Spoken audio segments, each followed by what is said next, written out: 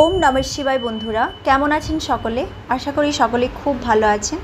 চলুন আমরা জেনে নিই ঈশ্বর আমাদের কী বার্তা দিতে চাইছেন। সো বন্ধুরা, আপনারা অনেকেই আধ্যাত্মিকতার দিকে বেশি রুচি রাখছেন ইদানিং। অনেকেই সেটা ভালোভাবে ফলো করছেন, আবার অনেকেই ফলো করতে পারছেন না, কিন্তু তারা মনে প্রাণে চাইছেন, কিন্তু তারা গাইডের অভাবে বুঝতে পারছে না যে আমার কী করা উচিত। সো বন্ধুরা, ঘাবড়াবেন না। হ্যাঁ, আপনাদের ঈশ্বর চুজ করেছেন একটা নির্দিষ্ট কাজের জন্য। আর আপনাদের এই যে একটা আভ্যন্তরীণ পরিবর্তন হচ্ছে, নিজেকে যে একটা পরিবর্তনের অনুভূতি হচ্ছে নিজের হৃদয় থেকে, এটা কিন্তু ঈশ্বর স্বয়ং করাচ্ছেন। সো এটা মনে রাখতে হবে আমাদের যে আমাদের সাথে যা কিছুই হচ্ছে সেটা কিন্তু ইউনিভার্স করাচ্ছেন।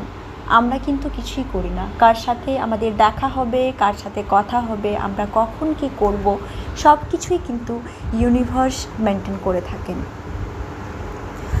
সো আমাদের এটা ভাবতে হবে যে আমরা প্রত্যেকেই কিন্তু ঈশ্বরের সন্তান, পার্ট অফ দি ডিভাইন, কিন্তু আমরা কেউ ডিভাইন নয়। এই কথাটা সবসময় স্মরণে রাখবেন। অনেকেই কিছুটা স্পিরিচুয়ালিটির দিক দিয়ে খ্যাতি লাভ করার পর, বা নিজে যখন কিছুটা আধ্যাত্মিকতার দিক থেকে ডেভেলপ করে থাকেন, একটা নিজের মধ্যে একটা হাই ভাইব্রেশন, একটা হাই ঊর্জার ফিল করতে পারেন তারা।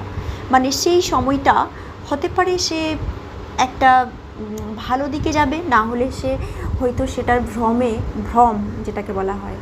অনেক সময় অনেকেই ভাবে যে আমি তো এই মেডিটেশন করলাম। অবশ্যই বন্ধুরা, আপনারা যদি মেডিটেশন করেন, ঈশ্বরের নাম জপ করেন বা ঈশ্বর ধ্যানে মগ্ন থাকেন, অবশ্যই আপনার মধ্যে কিছু একটা চেঞ্জেস হবে। কিছু নয়, অনেক কিছুই চেঞ্জেস হবে। আপনার ফিজিক্যালি, মেন্টালি, আপনার আভ্যন্তরীণ অনেক কিছু চেঞ্জেস হবে, যেটা যে কেউ কিন্তু ফিল করতে পারবে না বা বুঝতে পারবে না।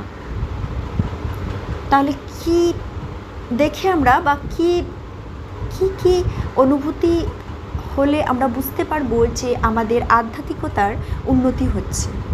সো বন্ধুরা, হতে পারে এই সময়টা আপনি নিজেকে খুব একা করে নিচ্ছেন।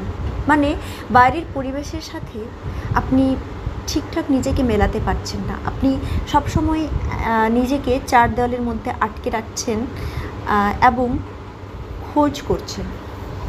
কিসের খোঁজ করছেন? না জীবনের উদ্দেশ্যের, লাইফ পারপাসের। কিন্তু এটা এতটাও সোজা নয়। সো যাই হোক, সে কথাই পরে আসছি। নেক্সট হচ্ছে, আপনারা এতটা হাই ভাইব্রেশন হবেন যে আপনারা ইদানিং এত জপ, নাম, ধ্যান করবেন যে আপনাদের কিছুতেই মন ভরবে না। মনে হবে যে 24 আওয়ার্স, আরও যদি দিনটা বড় হতো, আমরা প্রতিটা দিনই ধ্যানমগ্ন থাকতে পারি। সো এটা মনে হতে পারে। আবার মনে হতে পারে অনেকেরই যে আমরা অনেক কিছু করতে পারি। হঠাৎ করে আমার মধ্যে যেন একটা এমন শক্তি এসে গেছে যে আমি পৃথিবী জয় করতে পারি।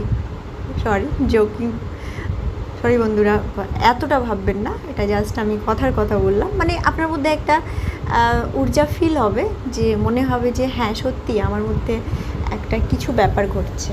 এবং দেখবেন ইদানিং আপনার অনেকেই আপনার জীবন থেকে সরে যাচ্ছেন। মানে কী কারণে আপনি কিন্তু বুঝতে পারছেন না। অকারণেই অনেকেই দেখবেন আপনি কিছুই কারণ জানেন না। আপনি হয়তো কাউকে চেনেনও না বেশি দিন, কিন্তু সে হঠাৎ করে, তার সাথে ভালো আপনার সম্পর্ক ছিল, কিন্তু সে হঠাৎ করে দূরত্ব মেনটেন করছে, দূরত্ব তৈরি করে নিচ্ছে। তাহলে আপনি ভাবেন এ বাবা, এটা কী হয়ে গেল? সো এর মানে হচ্ছে আপনার আধ্যাত্মিকতার উন্নতি হচ্ছে। আরেকটা হতে পারে, আপনারা খুব শুদ্ধতা, মানে শারীরিক শুদ্ধতা বলুন বা যাই হোক, আপনি খুব পরিষ্কার পরিচ্ছন্ন রাখছেন, চারদিকে পরিষ্কার পরিচ্ছন্নতার খেয়াল রাখছেন, এটাও হতে পারে।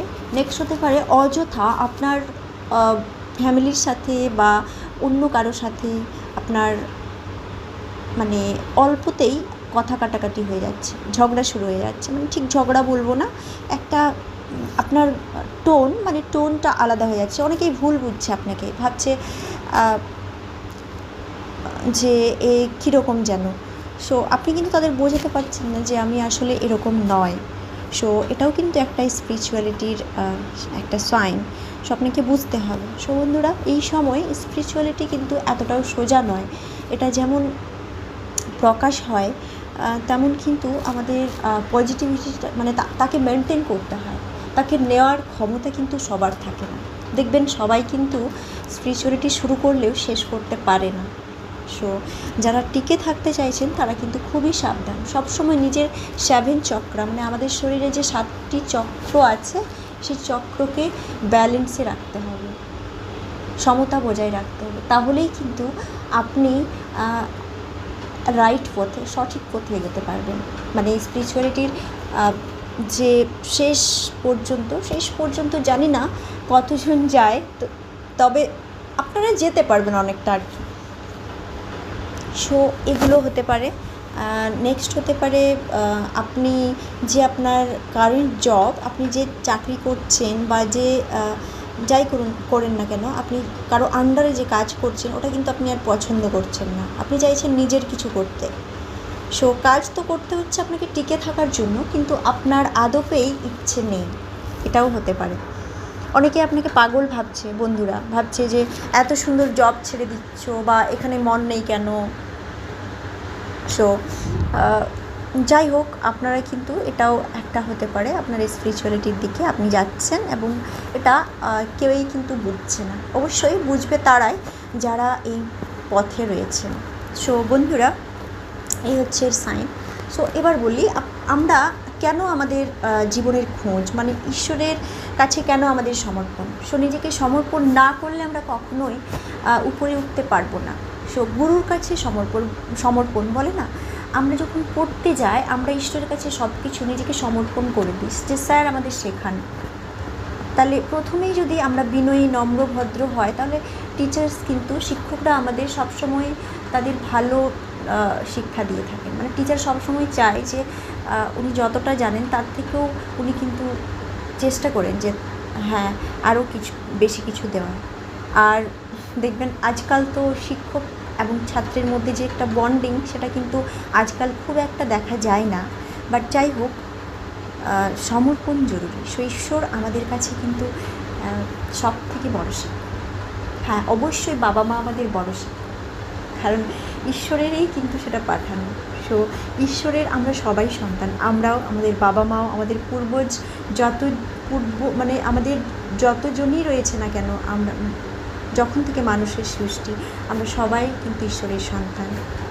সো তাহলে মূল কে হচ্ছে না ঈশ্বর, গড, আল্লাহ যাই বলেন না কেন। সো ঈশ্বর আমাদের সাথে সর্বদা আছেন বিভিন্নভাবে। সব কিছুতেই ঈশ্বর আছে, আমাদের খুঁজে নিতে হবে।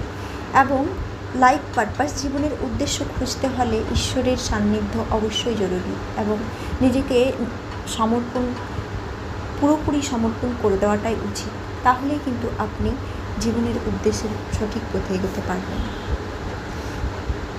ঈশ্বর কিন্তু খুব চালাক একজন, মানে যেমন সরলভাবে আমাদের সব কিছু দিয়েও দেয়, সেরকম কিন্তু খুবই চালাকভাবে, মানে যে যেটার যোগ্য তাকেই কিন্তু ঈশ্বর দিয়ে থাকে। সে আপনি যতই কাঁদুন না কেন, যতই কান্নাকাটি করুন, ঈশ্বর কিন্তু কিছুতেই যেটা আপনার যোগ্য নয়, মানে যেটা আপনি যোগ্য নয় সেটা দেবে না। হয় আপনাকে তৈরি করবে তারপর দেবে, আপনি যদি তৈরি হন আর কি, না হলে সেটা কিছু করার থাকে না। ঈশ্বর অনেক পরীক্ষা নেই। দেখবেন হঠাৎ করে আমাদের জীবনে অনেক দুঃখ চলে আসে, আমরা তখন ভয় পেয়ে যাই এবং ঈশ্বরকে দোষারোপ করতে থাকি যে ঠাকুর আমার জীবনে এরকম কেন আসছে। সো যখন আপনি এই প্রশ্নটা করবেন, পরক্ষণই ভাববেন যে এটা কেন করছে ঈশ্বর বলুন তো, আপনার ভালোর জন্য। সো আধ্যাত্মিকতার দিকে এগোতে গেলে এরও মুখোমুখি হতে হয়। সো বন্ধুরা, ঘাবড়াবেন না। যারা প্রকৃতই চাইছেন জীবনের উদ্দেশ্য খুঁজতে, তাদের কিন্তু এই ডিফিকাল্টি ফেস করতেই হবে, চ্যালেঞ্জ হিসেবে নিতে হবে জীবনকে, তবেই কিন্তু জিততে পারবেন। আর নিজেকে নম্র, ভদ্র, বিনয়ী করে তুলতে হবে। অবশ্যই যেখানে আপনার কেউ কদর করছে না, যেখানে আপনি শোষিত হচ্ছেন, সেখানে কিন্তু অবশ্যই আপনার আওয়াজ ওঠাবেন, নতুবা অযথা কোনো ঝামেলায় জড়ানোর দরকার নেই। সো ঈশ্বর কিন্তু একটা গুপ্ত স্থানে আমাদের জীবনের উদ্দেশ্যকে লুকিয়ে রেখেছেন। সো ব্যাপার হচ্ছে আমরা গোটা দুনিয়ার আমরা সবাই কিন্তু সেই উদ্দেশ্যে যদি খুঁজতে যাই, মানে যারা স্পিরিচুয়ালিটির পথে আপনারা এগোচ্ছেন, যারা অবশ্যই এই ভিডিওটি দেখছেন, তারা অবশ্যই বুঝতে পারবেন, রিলেট করতে পারবেন যে কী বিষয়ে কথা হচ্ছে। সো দেখবেন আপনি ভুলভুলাইয়ার মতো ঘুরছেন। কিছু মানুষ তো ম্যাটেরিয়াল থিংসে, মানে পার্থিব জিনিসে এতটাই মেতে আছে যে তাদের ওই লাইফের উদ্দেশ্য এইসব কিছু ভাবার সময় নেই। ভাববে কখন? লাস্ট স্টেজে, যখন বয়স একদম ঢলে যাবে, মানে যখন আর কিছু করার নেই, তখন তারা ভাববে, তখন তারা ঈশ্বরের নাম করতে থাকবে। বাট কী লাভ? ঈশ্বরের নাম কি বয়স্ককালেই করতে হয়? না, কম বয়স থেকেই আমরা ঈশ্বরের নাম জপ করতে পারি, আমরা ঈশ্বরের ধ্যান করতে পারি। এতে কিন্তু আপনার সোল আরও স্ট্রং হবে। তখন আপনি আর একটা সাধারণ মানুষ থাকবেন না, মানে সাধারণ সোল থাকবেন না, আপনি একটা হাই ভাইব্রেশনে পৌঁছাবেন, আপনি ঐশ্বরিক সোলে রূপান্তরিত হবেন। সো চলুন, আমাদের সেটাই খোঁজ, আমাদের প্রত্যেকেই কিন্তু সেই গুপ্ত স্থানে কোথায় উদ্দেশ্য রয়েছে সেটাই কিন্তু আমাদের খোঁজার জন্য ঈশ্বর এখানে পাঠিয়েছেন। সো ঈশ্বরের কাছে এটা একটা গেম, আমাদের কাছেও। সো এটা কিন্তু এত সোজা নয় জীবনের উদ্দেশ্য খোঁজা। সো আপনারা দেখুন কে কার কী অনুভূতি হচ্ছে, কে লাইফের জীবনের উদ্দেশ্য কার কী, নিজেরাই বুঝতে পারবেন। সো কংগ্রাচুলেশনস বন্ধুরা, এই ভিডিওটি আপনারা দেখছেন, মানে ঈশ্বর চাইছেন যে আপনারা আপনাদের লাইফের উদ্দেশ্যের সাথে পরিচিত হন, উদ্দেশ্যের জন্য কাজ করুন। সো অল দ্য বেস্ট সবাইকে, ভালো থাকবেন। এই পর্যন্তই। ওম নমঃ শিবায়, জয় শিব শক্তি।